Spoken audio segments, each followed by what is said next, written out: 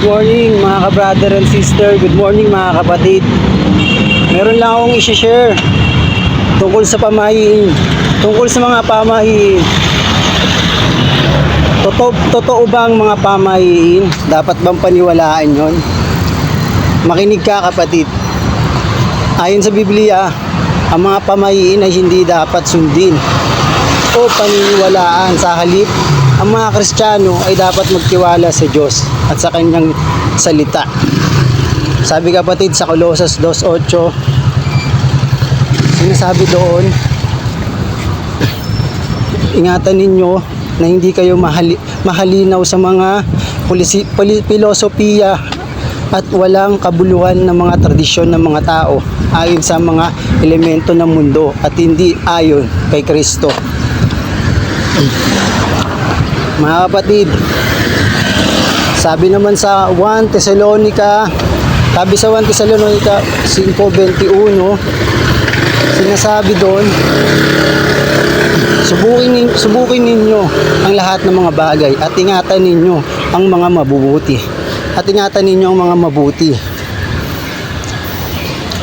At sabi naman kapatid sa Mateo 15:1-9,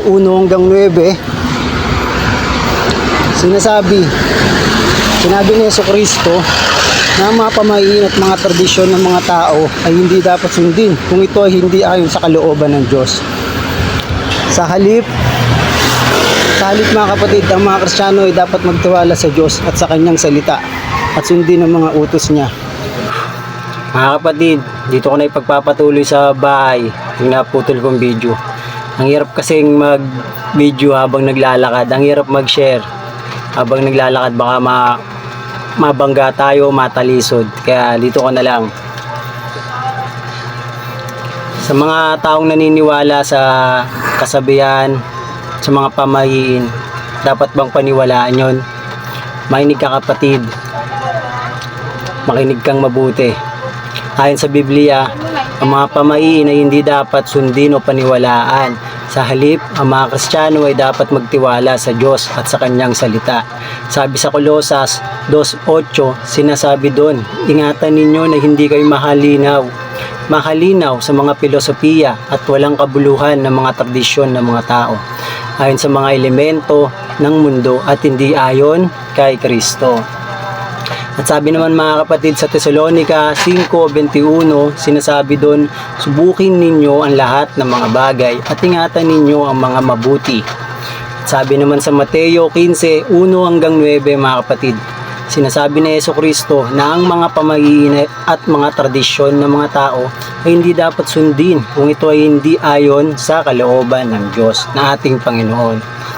Sa halip ang mga Kristiyano ay dapat magtiwala sa Diyos at sa kanyang salita at sundin ang mga utos niya. Sabi sa 1:14-15, sinasabi ni Jesucristo, kung inyo akong mahal, ay sundin ninyo ang aking mga utos. Mga kapatid, hindi tayo dapat maniwala sa mga pamahiin na hindi base sa katotohanan o sa salita ng Diyos. Ang mga pamahiin ay maaaring magdulot ng pagkakamali o pagkakasalanan at hindi dapat sundin kung ito ay hindi ayon sa kalooban ng Diyos. Sa halip, dapat maniwala sa mga bagay na may base sa katotohanan, sa salita ng Diyos at sa mga prinsipyo ng moralidad. Dapat din mag-ingat sa mga iba't ibang pinagmulan at dapat magtanong kung totoo o hindi. Yun lang mga kapatid, sana may natutunan ka sa video na to. Sa mga naniniwala sa mga pamahiin dyan, kapatid, simulan mo na magbasa ng Biblia.